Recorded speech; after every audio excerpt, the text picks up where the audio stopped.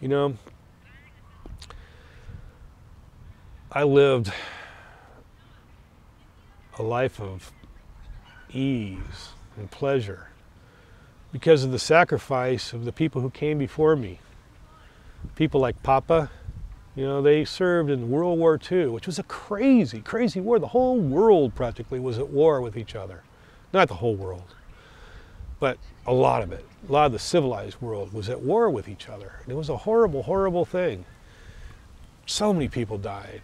And ultimately, Papa and the sacrifice of him and all of his buddies in the military are the reason why we've had such incredible blessings in this country, because we were fighting the good fight. We were fighting for the things that the Judeo-Christian culture and religions fight for.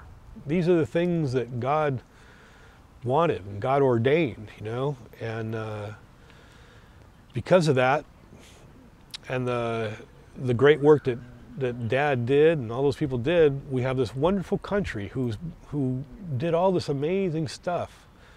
We put men on the moon. We created all kinds of cures for all these crazy diseases and stuff that come along. We've done some great things, you know. But as a kid, I had almost anything I wanted, you know. My parents, they gave me stuff that they never had. Of course, I tried to do that for you, tried to give you stuff I never had. I didn't have a bike growing up until I was 14 years old. That's when I finally got my own bike. You know, all my friends thought I was a weirdo. Didn't have a bike. But it was okay, you know. Ultimately, it didn't bother me too much. I mean, it did at the time, I suppose. But in retrospect, I'm alive, you know. Nana Piana didn't want me to have a bike. And of course, you know, Papa wanted to keep peace in the family, so he didn't push the issue until finally it got to the point where like it was ridiculous. I was 14, never had a bike. Finally I got one. And I thank God for Papa for doing that for me. Of course, about 3 weeks after I got my bicycle, I got into a car accident, ran into a station wagon, flew right over the roof. Landed on the other side of the road, and you know, I got a big contusion on my thigh. And the fire department came. It was a big scene. Of course, Mom was, you know, Nana Piana was standing there, you know, looking at my dad, going, "I told you so, I told you so." My dad never lived that down, but you know what? He gave me the freedom to do it, and I can't tell you how much I appreciated that. Because I know that growing up, you need to spread your wings. But you know, I fell in with some people in school that, you know, because I didn't go out for sports. I couldn't do the sports. Nana Piana didn't want me to do sports.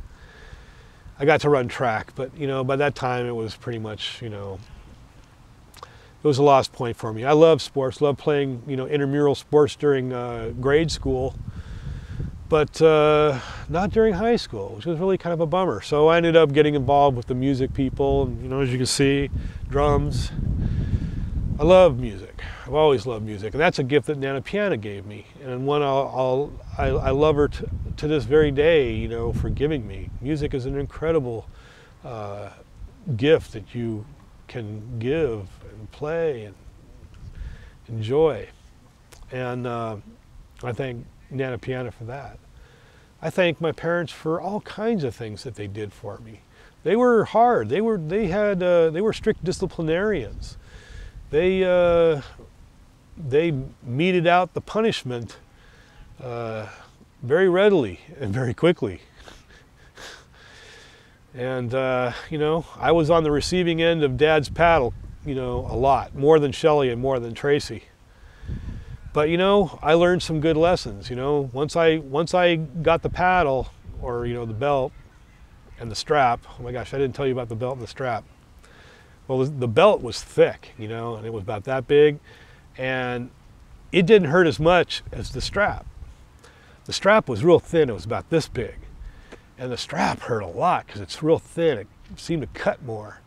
So, but my parents, they thought that the belt was the worst. So in order to avoid getting the strap, I just made sure I did things extra super bad so that this way I get the belt instead, which didn't hurt as much. See? But you know, dodging the consequences didn't teach me anything, did it? Because I just kept getting the belt and more belt and more belt, which of course wasn't a cakewalk either, but at least it was better than the strap. Anyway, I love Nana, Piana, and Papa for what they did for me and how much they gave me and how they taught me and the education they gave me. They sent me to St. Lawrence. I had 8 years of Catholic school education at Nativity, Marymount, and mostly at St. Lawrence, and then at Bishop Montgomery for 4 years. I had an incredible education. I wish that I had taken it a little bit more seriously. I wish maybe Nana, Piana, and Papa had pushed me a little harder to get better grades. I mean, I did okay. I got B's, some A's, a couple C's, but I wouldn't dare ever bring home a D or an F. That would have been crazy. So I would love to see you guys do well in school, because ultimately the education that you get is going to shape your life forever.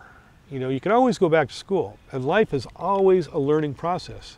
Doesn't matter if you continue going to a formal education, but I guarantee you that every single day you wake up, you're going to learn something.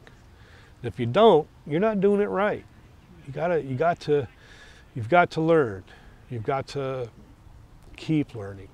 You've got to keep understanding, because through learning and understanding, you'll obtain wisdom, and that's the thing that'll help make your life much better. Mommy's looking at me like I'm wrong here. Did I say something wrong? Okay, just as a side note, if anything I say is wrong, defer to Mommy, okay? Because she's really smart. She knows things, and she's got a moral upbringing that is beyond mine. I was reckless. I did crazy things. I don't even want to tell you about them. They're so crazy. And it's a miracle that I'm alive today to even tell you this stuff. But you can certainly get through life a lot easier if you do things the easy way. Take the path of least resistance. Take the path to success. Life is funny because let's say you start right here, okay, in life. Well, you want to get to right here. Well, you can go over here for a little while, over there for a while, and take a long time to get to like this point. Or maybe you don't even get to this point. Maybe you get down here. If you can get from here to there as quickly as you possibly can to achieve your goal as quickly as you can, then everything from this point on is all gravy. It's all great. You can do anything and all you like. Let's say this is grade school, and this is college and being a doctor. Let's say you want to be a doctor.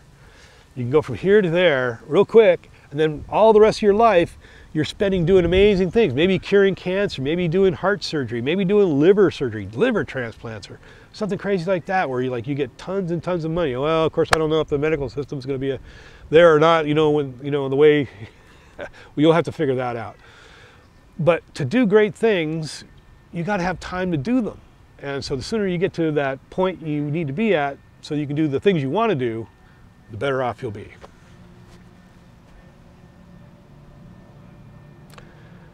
Wow, I'm rambling, aren't I? Bobby's laughing at me. Like to talk. I do like to talk, don't I? You know what I love to do? I loved giving you guys head rubs and back scratches. Now, unfortunately, they always came at the end of the day when I was really tired, but I still like doing them even though I was tired.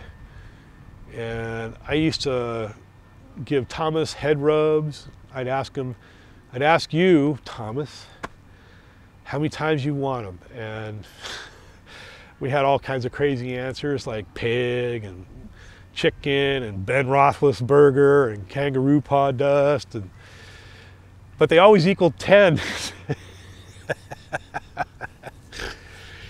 And Christine, oh my gosh, you had the itchiest little back down there, on your side, like right down here. I was always having to scratch the same spot. It was funny. And gosh, I just loved doing that. That was great stuff.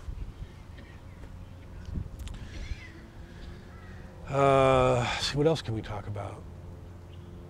Their life growing up, since you've had them. You know, you guys are really smart. You guys have got tons of potential. I'm floored.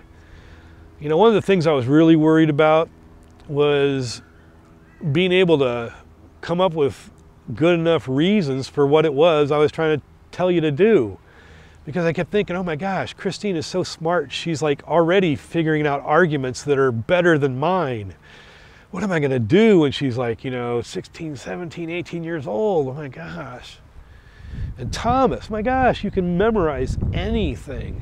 I'm floored by that. You know me, I have to remember a telephone number. I can only remember the first 3 numbers, and then I have to tell Mommy to memorize the other 4. And Mommy, of course, always remembers the 4, and I'm like going, what was my numbers again? Well, maybe not quite that bad, but I'm just amazed by both of you guys' brain power. You guys have got immense intelligence, and you guys can really do almost anything you want to do. I've known lots of people, tons and tons of people throughout my life. Hundreds of thousands of people, in fact, I've come across in my life. You know what? There's a lot of really smart ones, but there's a lot of dumb ones. It's amazing how many dumb ones there are. Or at least maybe in relationship to me. I don't know. But I know that there's a lot of people out there that are smarter than me. And you know what? I think you guys are smarter than me. I think you guys have got an incredible amount of intellect that you can do virtually anything you want to do. So God gives you this incredible gift. Use it. Develop it to its full potential. See how far you can go, how high you can climb, how high you can fly. I bet you can do some amazing things. And maybe that's the reason for all of this going down. So that this way you guys get galvanized and do the things that you're supposed to do, things that maybe God wants you to do. Who knows? You know, I don't know. I'm not around to tell you, but all I can do is presuppose. And hopefully you do great things, because I'm very proud of you guys. I love you so much. It's crazy.